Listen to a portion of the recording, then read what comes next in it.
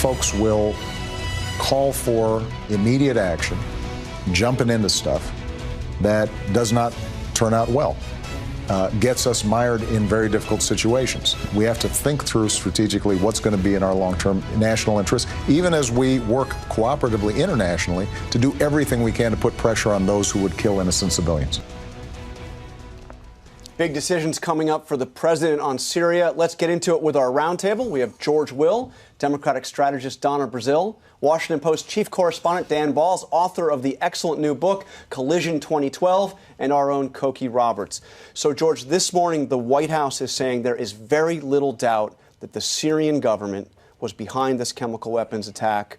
Does the president really have any choice but to intervene militarily? Well, he does, because we have to read what he has said about this as carefully as he stitched a loophole into what he said. A year ago, he said, a red line for us is when we start seeing a whole bunch of chemical weapons being moved around or being utilized. I don't know what the metric a whole bunch of is, but he can always say this is not a whole bunch of. But this is the second time the Syrians would have used chemical weapons, and this is on a wider scale. And after the president said that, he said the use of chemical weapons would be a game changer. Donna, what will his red lines, what will his statements to the world mean if he allows this to go unanswered? Well, I think this is a complex issue, and if we had an easy answer, as Bill Clinton would often say, if there was an easy answer, somebody would have found it already. The president has to still use back channels, not just to make sure this is factually correct, but to get our allies in the regions on board, on board with us. Secretary Kerry is meeting with his counterpart in Turkey, in Saudi Arabia, to ensure that they're on board. Of course, there will be attempts to go to the UN, where the Russians may once again defeat our efforts. But the bottom line is, President Obama needs to spell out an Obama doctrine for the Middle East. We cannot simply go in and police that region, because they don't really want us to play in their backyard. Well, except to the degree that they do. And there is a sense that we've abandoned them. And that is a terrible problem for the United States. We can't be in that position. And look, is it complicated and horrible? Yes. I mean, we just heard the former Egyptian foreign minister say, it always starts off small, right, and then it gets to be big. And he says at some point the whole region would be involved. Now, that's exactly what everybody is terrified of. But the fact is, we also can't be uninvolved, because if you just leave it to fester, and you have people both in Egypt and in Syria feeling like we have abandoned them, that the United States of America is not on their side, that becomes a breeding ground for terrorists, and then that becomes dangerous for us in the long run. And Dan, with these weekend meetings of the National Security Team at the White House, with the warships in the region, you can sure hear those war drums beating. Just today, the Syrians denied the UN access to this site, although now we are hearing, just in the last few minutes, the Syrian government saying that they will allow the UN inspectors in. They clearly anticipate that this time it's for real. Yeah, I think that's right. I mean, what they're looking at inside the White House, and we can all see it, is weighing the sort of the price of inaction versus the cost of action. And the question is, has this come to a moment in which the price of inaction is so high that something has to be done? And you can see the machinery moving in that direction. And as we heard from Martha earlier, the question is, how much can they stitch together in terms of international support? What do they do about the United Nations? And the other question is, the options that they're looking at would be, in essence, symbolic. It would be some kind of a limited strike. It wouldn't change fundamentally the situation that is there. So that's the equation that they're debating in the White House, and they've been going round and round for days, looking at these options with people taking different sides at different times. But doing something symbolic matters.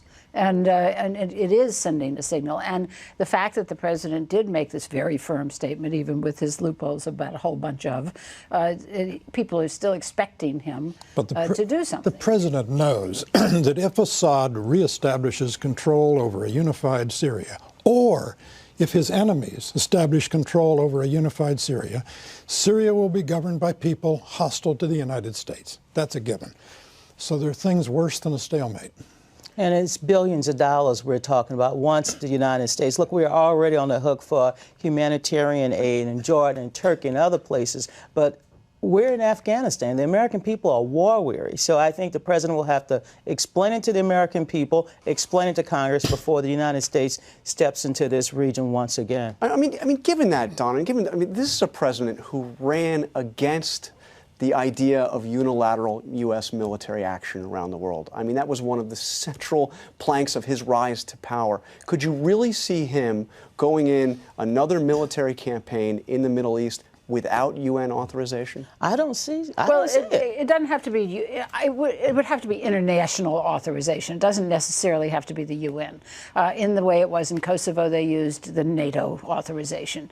And to put together an international group, I don't think the United States could or should or in any way go in by itself. But to have some sort of international sanction, I think, is doable without the UN. Although, Dan, what I'm hearing this morning from the White House is they believe there is a sliver of hope that Russia could actually go along with something out of the UN now, that this crossed a red line even for Russia, if in fact this is definitively proven, as it appears, that the Syrian government did. You know, John, I think part of the question is how definitively proven and how long that might take to definitively prove versus the question of the preponderance of evidence looking pretty clear at this point, and does he feel that something has to be done, or do others feel something has to be done before then? That's part of the equation, and the issue of should he wait for the UN, or can he in some other way put together international consensus to do it? But what's interesting, George, talking to a U.S. official on this, is you get the sense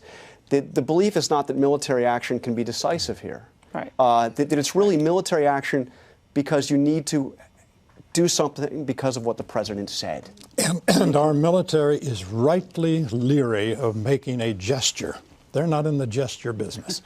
And they have a feeling that's what they would be doing, lobbing cruise missiles, these standoff weapons, into a country to make what, us feel good or look good? The president on CNN this week said, the use of gas is going to require America's attention, and hopefully the entire international community's attention. Now, some people believe in the Tooth Fairy, the Easter Bunny, Santa Claus, the Loch Ness Monster. Others believe in the international community. It's a fiction.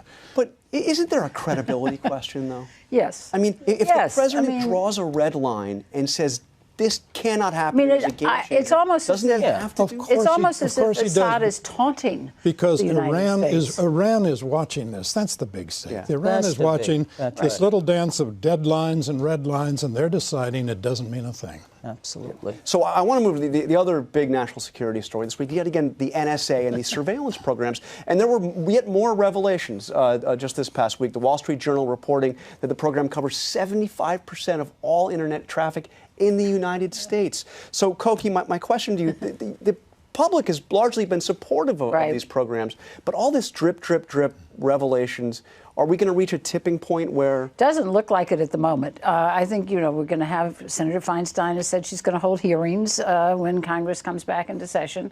And there will be a sort of libertarian, liberal coalition of people saying we've got to stop this. But I would be very, very surprised if Congress actually does anything about this. Well, the first thing they should do is have a little bit more oversight. I mean, when you see the FISA court and others talking about violations, there's a problem. And the president and I think the administration needs to get ahead of some of this dripping and this leaking, because more and more is being revealed each and every day. And when the president came out and he announced he was going to do some reforms and review all of this, he didn't sound like he was really necessarily seeing this as, this was more of like one of those phony scandals. Oh, no. Because remember how he described it, and I've got the sound right here, he compared it to being able to prove to Michelle that he did the dishes.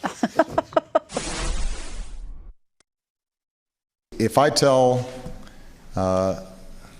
Michelle that I did the dishes, now, granted, in the White House I don't do the dishes that much, and she's a little skeptical.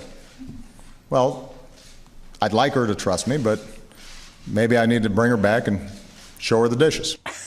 I mean, he was talking about his reforms. So, I mean, these are not, putting a privacy officer at the NSA, George, is not exactly fundamentally changing any of this. The FISA court to which Donna referred is not a court in the normal sense, in that there's not an adversarial process, because only the executive branch is represented in this court. And what happened this week, two things. The FISA court said that 3 times in less than 3 years, it has been misled by the NSA. On the other hand, Bob Mueller, leaving after 12 years as director of the FBI, the longest-serving director since J. Edgar Hoover, said, if we had had the NSA system we now have, then when Khalid al-Midhar made a phone call, one of the 9/11 hijackers made a phone call from San Diego to a safe house in Yemen, we might have found it and we might have unraveled the conspiracy. And that, there you are. And that's why you have the support. That's right, because you know, all the complaints after 9/11 was nobody had done this, and they didn't connect the dots and all of that. And so there is support for it, but there is a problem here. You know, the president says Michelle would have to trust me, right? And and he had said earlier, if you don't trust me and the Congress and the courts. Well, you know what? People don't. Right. And that's the bottom line problem. And that becomes a problem for the president in everything that he's doing, because he believes in government and he believes in big government. And to have people not trusting the government on any level becomes a big problem for him. I mean, one of the things that's happened, I mean, and there's clear frustration inside the White House, I think, of these revelations that keep coming up about things they didn't know and mistakes that had been made. But, I mean, there is a shift in public opinion. I mean, I think you're right. I mean, the public has not tipped in the side of civil liberties versus security, but there is an erosion, and I think that what this has done, when people thought about this in the past, they thought, well, yeah, that we should do everything we possibly can because they're going after the bad guys. They're not looking at me or you or anybody else around this table or, you know, the average person. Now people are beginning to say, well, what are they getting from me? And I think that changes it slightly. So I want to turn, we had another big development this week, more Nixon tapes. 340 more hours from the most transparent administration in the history of mankind. George, I want to play one particular call that was released for the first time. This is the last tranche of Nixon tapes that'll come out. Ronald Reagan calling Richard Nixon right after he gave a big speech on Watergate. You can count on us. We're still behind you out here, and I wanted you to know that you're in our prayers. How nice of you to say that. This too shall pass. Everything passes. Thank you. And Richard Nixon in April of 1973 saying everything passes. Well, true, everything does pass. So, George, might not be so nicely for him. As I went back, there was a young rising star conservative columnist for the National Review at the time who was writing some columns about this. At almost exactly the same time of that phone call, George Will, you wrote in National Review that the unfolding Watergate scandal, the unraveling Watergate cover-up, indicates the moral turpitude of certain staff members has exceeded even their delusions. George! I see why you're not on Twitter. You were a lot harsher than Ronald Reagan on Richard Nixon. I became a columnist in January 1973, just as the Watergate dam was about to break. Well, that was it was awkward, but, you know, the phrase, this too shall pass, if Nixon had burned the tapes, he'd have finished as president. There's no question in my mind about that. That's what cost him this. The interesting thing in the tapes this week, because it dovetails with the NSA story, is Nixon saying about Chuck Colson, one of his aides, go out and say this is a national security matter, butt out. Yeah. And people are, therefore, even 40 years on, reluctant to butt out. Yeah. Well, the tapes always kind of break your heart, because at the same time that you have these, you know, scurrilous things about trying to cover up and all of that, you have him talking about China on these tapes in a way that is so smart and so interesting, and you just, you know, it's the tragic flaw. But the notion that we had, you know, virtually everything said in the Oval Office on tape. I mean, in the Oval Office. It's quite remarkable. What president can survive that scrutiny? Well, we have Lyndon Johnson tapes that are quite remarkable. But not as extensive. I mean, this was just about everything.